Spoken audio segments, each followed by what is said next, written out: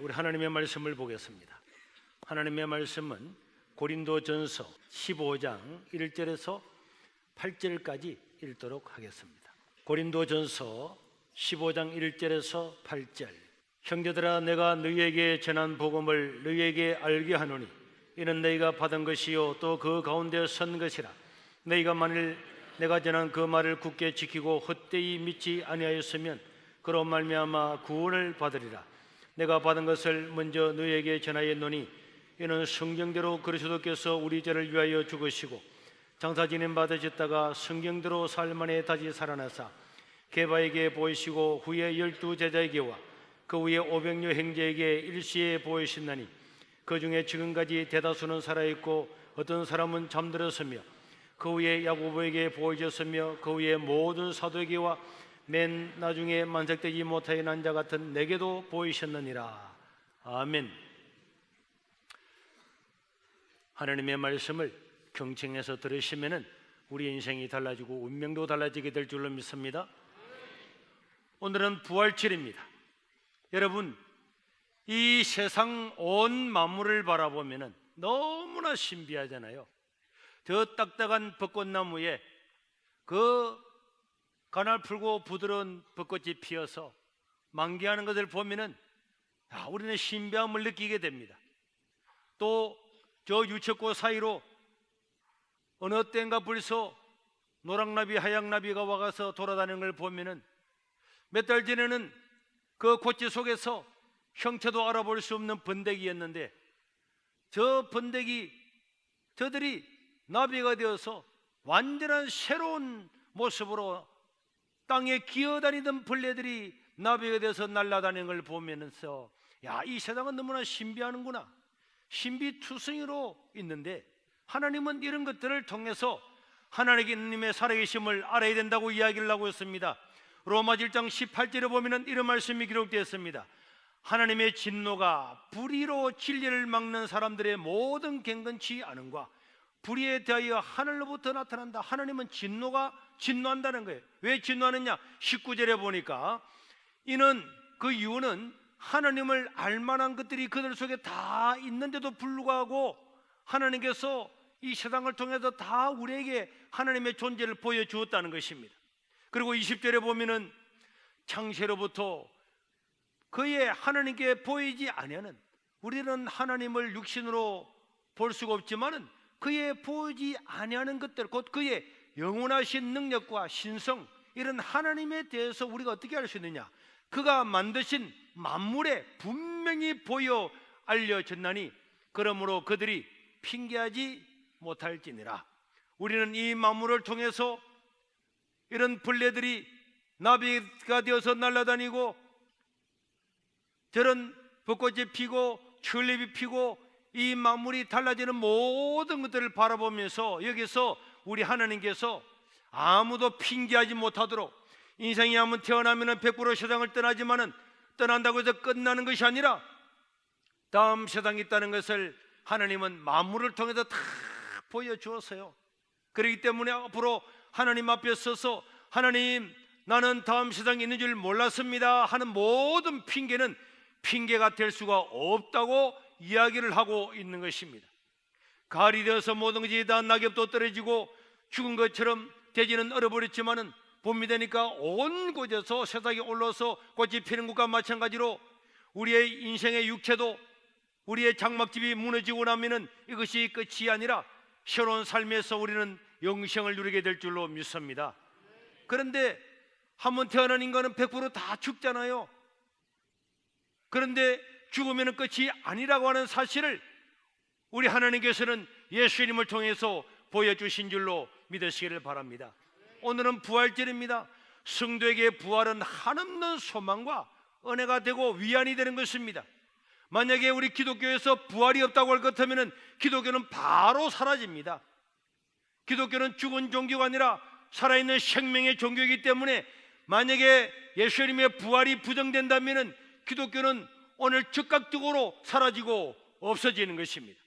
그럼에도 불구하고 기독교가 점점 더 많이 왕성해지고 더 많은 사람이 믿고 이렇게 남아있게 된 것은 이 예수님의 부활은 어떤 사상이나 생각이나 관념이나 철학이 아니라 바로 역사적인 사실이기 때문에 그런 줄로 믿으시기를 바랍니다.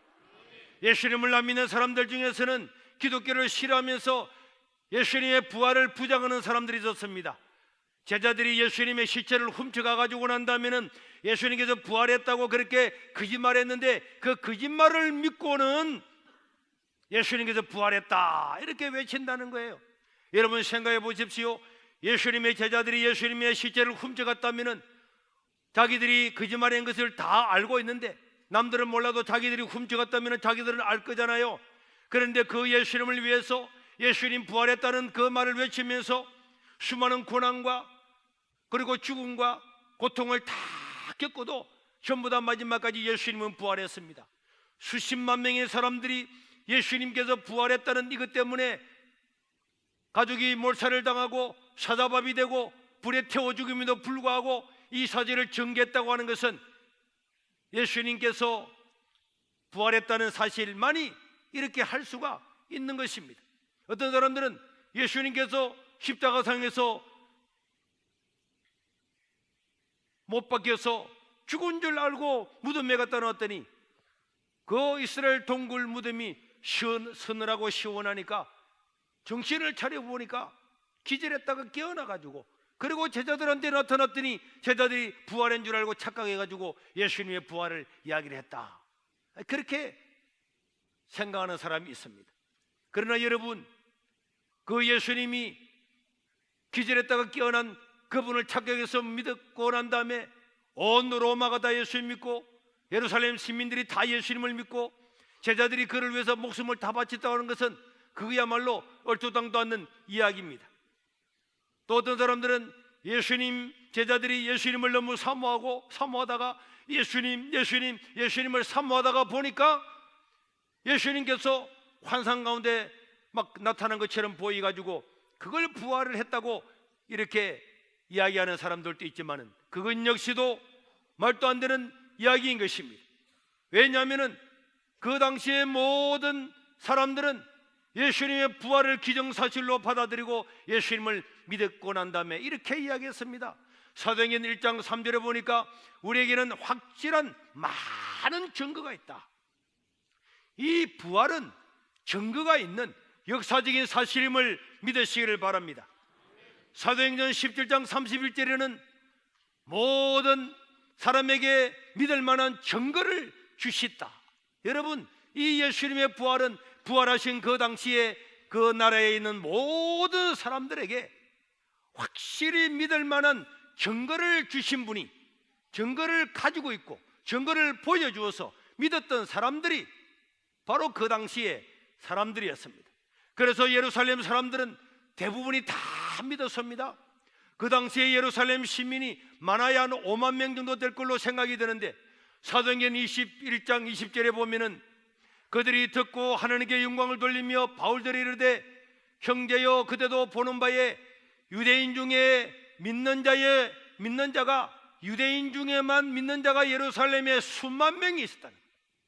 그러니까 예수님의 부활을 목격하고 난 다음에 십자가에 죽었던 그 예수님이 부활하심으로 그를 믿는 자들에게 부활을 주겠다고 약속하셨던 그 예수님의 약속이 이루어지는 것을 보는 순간에 수많은 사람들이, 그 예루살렘 사람들이 다 예수를 믿어서 이 기독교는 짧은 시간 안에 수많은 박해 가운데 온 세계에 전파되었음을 믿으시기를 바랍니다. 초기에 믿었던 기독교인들은 예수를 믿는다고 하는 것은 바로 죽음과 같은 것입니다. 예수를 믿는다고 하는 것은 바로 죽는 것과 같은 것입니다. 여러분들이 그런 수많은 영화나 책을 통해서 기독교인들이 예수 믿다가 얼마나 고난을 당하고 죽었는지 다 알고 있습니다. 사랑하는 성도 여러분, 그럼에도 불구하고 그들은 어디를 가든지 너희들이 십자가에 죽였던 그 예수는 살아나셨다, 그분은 하나님의 아들이시다, 이렇게 외치고 그 사실을 받아들이고 믿었던 것은, 그리고 그들이 죽음을 두려워하지 아니하고 언제나 외쳤던 한 가지 사실은 예수님의 부활이었던 것입니다. 증거를 가지고 부활을 제시했을 때에 사람들은 다 그들을 받아들이고 믿게 되었습니다. 여러분, 그래서 유대인들은 자기들이 증거하고 자기들이 수천 년 동안 지내왔던 구약시대의 제사제도를 다 폐지시켜버리고 말았습니다. 그들은 더 이상 제사를 지내지 않았습니다. 왜 제사를 지내지 않았습니까? 내 죄 때문에 십자가에 돌아가셔서 나의 구원을 완성하신 분이 예수님이시고 그는 십자가에 죽으시고 부활하셨기 때문에 더 이상 짐승을 바쳐서 내 죄의 용서를 받는 제사가 필요 없어졌기 때문에 수천 년 내려왔던 그런 제사제도를 없애버리고 말았던 것입니다. 뿐만 아니라 유대인들은 안식일을 얼마나 지독하게 지켰는지 모릅니다. 포로로 잡혀가서도 안식일을 지키고 매를 맞으면서도 안식일을 지키고 언제나 안식일 날 하나님께 예배드리고 예배만 드렸어요. 그럼에도 불구하고 예수님께서 십자가에 죽으시고 부활하신 광경을 보고는 이 안식일을 버리고 예수님께서 부활하신 이날, 이 주일날, 이날 기독교인들은 모여서 하나님께서 우리를 구원하신 새로운 창조하신 이날에 하나님께 예배드리고 찬양을 드리겠다고 하는 것은 이 예수님의 부활이 얼마나 많은 영향을 미쳤는가를 보여주고 있는 것입니다. 여러분, 예수님의 부활이 거짓말 같으면 수많은 사람이 목숨을 내놓고 죽을 수가 있겠습니까? 아무런 이익도 생기지 않는데 종교 하나 만들기 위해서 그 수십만 수백만 되는 사람들이 목숨을 걸고 아무런 이익도 없는데 그 일을 위해서 거짓말을 위해서 살아갈 수가 있겠습니까? 신약 성경은 예수님의 제자들이 기록했는데 거기 보면은 거짓말하지 말아라, 원수에 대해서 축복을 해라, 엄마엄만 귀한 말씀이 기록되어 있기 때문에 안 믿는 사람들도 이것을 성경이다, 그러한 책이다고 이야기를 합니다. 그 예수님의 제자들이 사기치고 거짓말했다면 어떻게 많은 사람이 그것을 성경으로 받아들여서 그렇게 그것을 감동을 받아서 살아갈 수가 있겠습니까? 이런 제자들에게 일어났던 모든 일이나 그 당시에 일어났던 모든 일들은 예수님의 부활이 아니고는 절대로 설명할 수가 없는 일들입니다. 예수님의 부활은 누구가 지어낸 사상이나 생각이나 철학이 아니라 역사적인 사실이요, 오늘도 예수님을 믿는 자들에게는 예수님과 함께 생명을 주시는 줄로 믿으시기를 바랍니다. 뿐만 아니라 이스라엘 백성들이나 유대인들은 그러다 치고 예루살렘에 사는 사람들은 그러다 치더라도 그 당시에 전 세계를 지배했던 나라는 로마였습니다. 저 지금의 중동과 지금의 서유럽과 남유럽과 북유럽까지 북아프리카까지 이런 지도에 나타나는 모든 나라들이 이 로마가 다 지배했던 나라예요. 그럼에도 불구하고 이 로마라고 하는 나라, 이 황제는 신으로 숭상을 받았습니다. 로마 황제는 신과 같았어요. 김일성이를 위해서 동상을 세워놓고 북한 주민들이 무슨 절기만 되면 거기서 절을 하는 것처럼 이 로마는 동네마다 마을마다 도시마다 로마 황제의 신상과 동상을 세워놓고 사람들이 절을 하면서 로마 황제를 살아있는 신 제우스의 아들로 믿었습니다.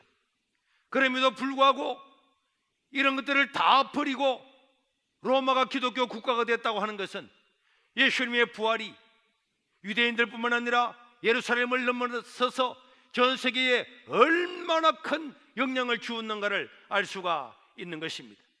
그것뿐만 아니라 여러분, 책이나 문헌이나 영화나 이런 걸 보면은 로마라고 하는 나라는 집집마다 신을 섬겼어요. 여러분, 그리스 로마 신화 아시죠? 이 신들이 몇백 개가 되기 때문에 이 신화를 연구하는 사람들도 너무 신이 많아서 다 알 수가 없어요. 그만큼 모든 백성들이 신들을 섬기고 있었습니다. 집집마다 조그마한 신상을 차려놓고 무슨 일만 있으면 그 신에게 기도를 했습니다. 기도의 신, 바다의 신, 복수의 신, 사랑의 신, 대지의 신, 하늘의 신, 포세이돈, 나이키부터 시작해서 온갖 모든 신들이 그리스 시대, 로마 시대 사람들이 섬기던 신들이었습니다. 그런데 예수님의 부활이 전파되고 난 다음에 그 부활을 목격했던 로마 사람들과 유대인들을 통해서 이렇게 수백 가지의 신들이 다 사라져버리고 오직 예수님 한 분만 신으로 섬기고 살았다고 하는 것은 예수님께서 십자가에 죽으시고 부활하신 이 광경이, 이 역사적인 사실이 얼마나 놀라운 영향을 미쳤는가를 보여주고 있는 것입니다. 그래서 로마는 BC 753년에 예수님 오시기 전에 753년 전에 나라가 세워졌습니다. 그럼에도 불구하고 자기 나라 연도 BC 753년부터 1년, 2년, 3년 내려오던 모든 연도, 전 세계를 지배했던 나라니까 그 당시에 전 세계가 로마의 연도를 따라하고 살았는데 그 연도도 싹 없애버리고 예수님이 오신 그 해를 1년으로 정하게 되었습니다. 얼마나 예수님의 부활이 영향을 많이 미쳤으면 예수님 오신 날을 새롭게 전 세계에 1년으로 정해서 지금 2017년도라고 하는 것은 예수님이 태어나신 지 2017년 됐다는 것입니다.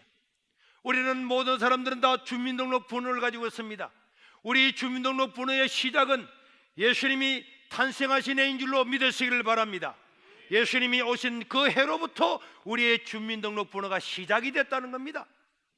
그래서 그때로부터 1년, 2년 나와서 우리는 어디 가서 주민번호를 적을 때마다 예수님 오신 해로부터 나는 1960년, 65년, 70년, 85년에 태어났습니다. 앞으로 하나님 앞에 가면은 아무도 핑계를 못하는 것입니다. 나는 하나님 몰랐습니다. 나는 몰라서 못 믿었습니다. 그래 말하면 하나님께서는 이야기할 겁니다. 만물을 보아라. 만물을 보아라. 모든 것들은 해가 바뀌면 또 새로 돋는데 인생이라 해서 끝난 줄 아느냐? 그리고 너는 주민등록 번호가 몇 번이냐? 네, 1988년입니다. 1988년은 올림픽이 한 해가 아니고 예수님이 태어난 해로부터 1988년도에 네가 태어났다는 거야. 사람들은요 공휴일이 되기를 기다리고 있습니다. 원료되면은 원료병이 생기게 됩니다. 그래서 쉬기를 원하는 거예요. 일요일이 왜 생겼습니까? 예수님께서 부활하시고 난 다음에 3일 만에 살아난 날, 안식 후 첫날, 이제 안식일은 폐지되고 안식 후 첫날 바로 오늘 사람들 하나님께 모여서 예배를 드렸습니다. 예수를 믿는 사람은 죽어도 살고 살아서 믿는 자는 영원히 죽음을 맛보지 않으는 이것을 예수님의 부활을 통해서 알고 난 다음에 모든 기독교인들은 이날 모여서 하나님께 예배를 드렸어요. 나중에 로마가 예수를 다 믿고 황제로부터 백성들이 자기들이 섬기고 있는 신들을 다 버리고 로마 황제도 자기가 신의 대접을 받았지만은 그 신의 자리를 벗어 던져버리고 예수님 앞에 무릎을 꿇고 예수님이 나의 주님이십니다 고백하고 난 다음에 예수님이 부활하신 이날은 일하러 가는 날이나 놀러 가는 날이나 이런 날이 아니라 하나님께 예배를 드려야 된다. 나를 위해서 십자가에 죽으시고 믿는 자마다 영원한 영생을 주시는데 이날 하나님께 예배를 드려야 된다. 그래서 국가적으로 이날을 공휴일로 정해서 오직 하나님께 예배 드리라고 이날을 공휴일로 정해서 지금까지 내려오게 되는 줄 믿으시기를 바랍니다. 이날 공휴일이 예수님께서 부활하신 날이란 말이에요. 이날은 놀러 가는 날이 아닙니다. 이날은 다른 사람과 만나는 미팅의 날이 아닙니다. 이날은 하나님께 예배하고 죽음에서 영원한 생명을 주신 그분을 찬양하는 예수님께서 부활하신 날인 줄로 믿으시기를 바랍니다. 그래서 기독교인들은 날마다 매주일 이날에 모여서 주님의 부활을 찬양하고 하나님께 감사를 드리고 오늘 죽어도 영원한 생명을 얻는 줄로 믿는 이 믿음 때문에 감사하고 고난 가운데도 감사하고 기뻐하는 것입니다. 그런데 하나님 앞에 가면 핑계할 수 있겠습니까? 나는 하나님 잘 몰랐습니다. 너는 그런데 왜 이 공휴일날 그렇게 기다렸어? 이 날이 무슨 날인 줄 모르느냐? 공휴일이 왜 생긴 줄 아느냐? 너는 날마다 이 날을 기다리고 놀려고 생각했지. 이 날은 노는 날이 아니고 내가 십자가에 죽으시고 살아난 날이다.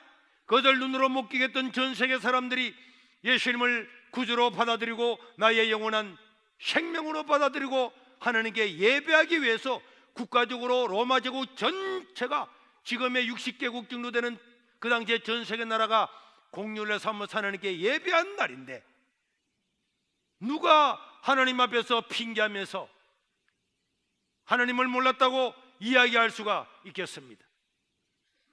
한번 태어난 인생은 100% 죽습니다. 그러나 예수를 믿는 사람은 100% 영생을 얻는 줄로 믿으시기를 바랍니다.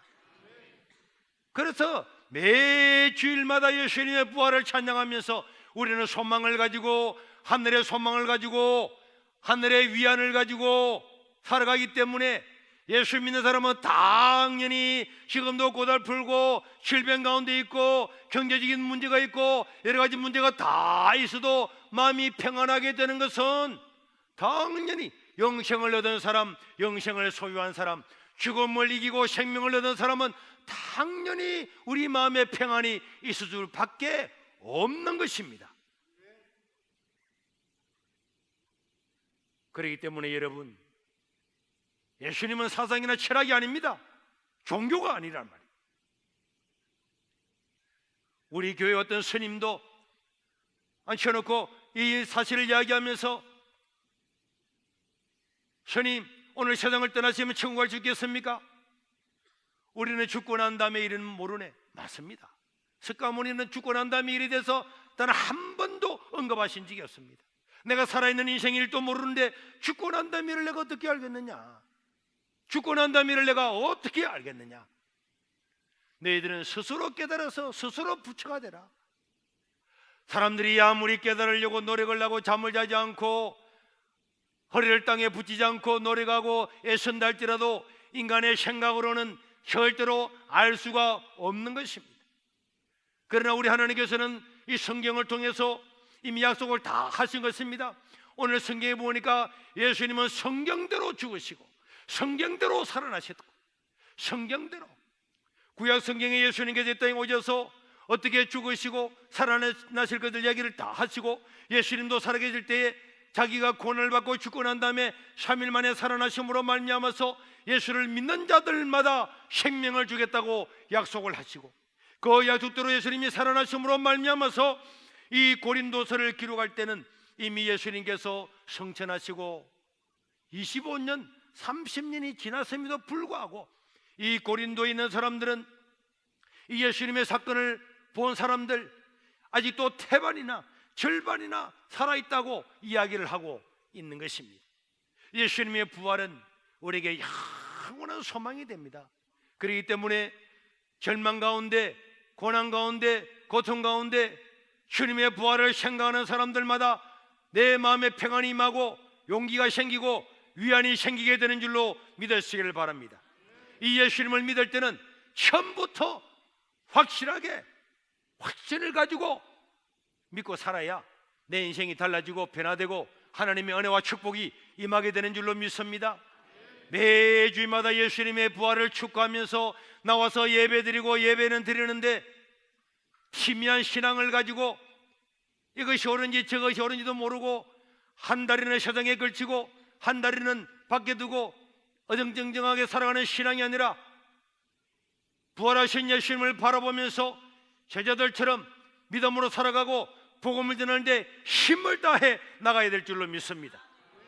오늘 우리 박의음이 우리 선생님 오신 그 언니 친구들 정신 똑바로 챙기고, 사람이 죽어도 끝이 아니란 말이에요. 몰라서 안 믿지 알면은 다 믿는 거예요.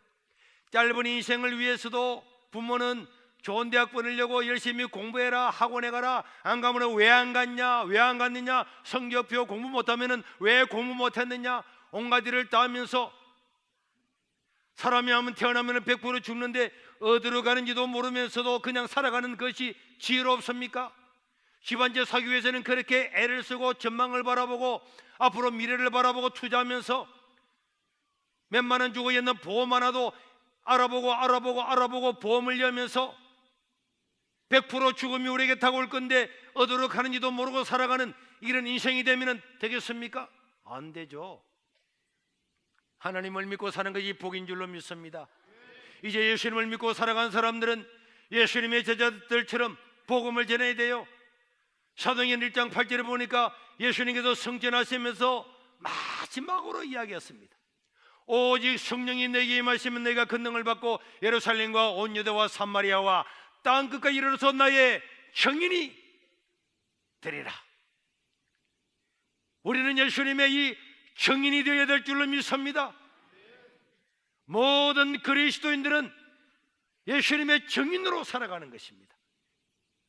1년을 지나면서도 누구 한 사람 전도하지도 못하고 살아가는 이런 연약하 빠진 이런 사람이 아니라 예수님의 제자들처럼, 예루살렘 사람들처럼, 수많은 로마 사람들처럼 이 복음을 깨닫고 생명을 얻었으면 이 생명을 나눠주고 복음 전하는 데 힘을 다해야 될 줄로 믿습니다. 마태복음 28장 18절에서 20절에 보면은 예수님께서 마지막으로 하신 말씀이 또 기록되어 있습니다. 하늘과 땅의 모든 것을 내게 주셨으니 그러므로 너희는 가서 모든 민족을 제자로 삼아서 아버지와 아들과 성령의 이름으로 세례를 주고 그들을 내가 너에게 분반 모든 것을 가르쳐 지키게 하라. 볼지어다 내가 세상 끝날까지 이 복음 전하는 자들과 함께 할 것이다. 예수님은요, 이 복음을 전하라고, 모든 민족에게 복음을 전하라고 이야기하시면서 복음 전하는 자들에게 볼지어다 내가 세상 끝날까지 너희와 항상 함께 있겠다, 이렇게 이야기를 한 것입니다. 사랑하는 성도 여러분, 복음 전파는 이 부활을 증거하는 것은 매 주일마다 교회 하면 오시라는 것은 바로 예수님의 부활을 증거하고 생명을 나눠주는 행위임을 믿으시기를 바랍니다.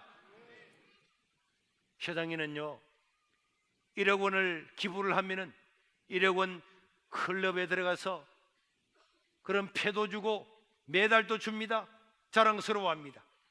그러나 한 생명은 천하보다도 더 귀한 줄로 믿으시기를 바랍니다.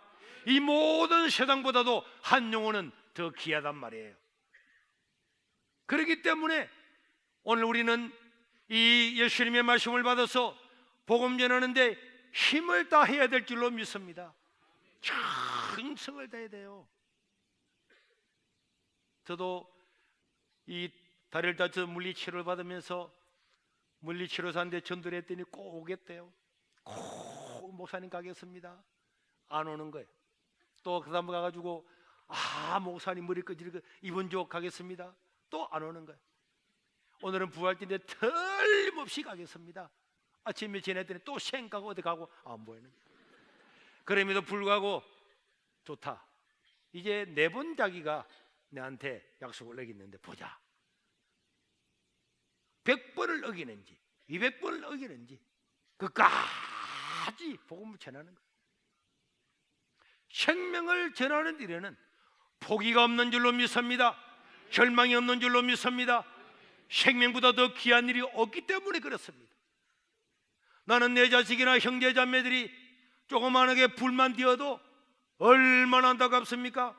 우리 찬미가 어릴 때 제가 우리 집사람하고 신방을 가고 난 다음에 그 5살 된 찬미가 동생들 둘이에게 라면 끓여주려고 이렇게 물을 끓이다가 뭐 라면 넣다가 하다가 잡아당겨가지고 그 뜨거운 물을 배에 뒤집어 섰어요.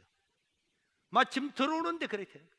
그래 제가 찬물을 가지고 그 배에다가 막 물을 뿌리니까 뜨거운 물에다가 찬물에다가 온몸에 막 수돗물을 뿌리니까 놀래 자빠지가 있으면서 얼마나 이렇게 물에 태워가지고 아파하는 걸 볼 때 얼마나 고통스러웠습니다.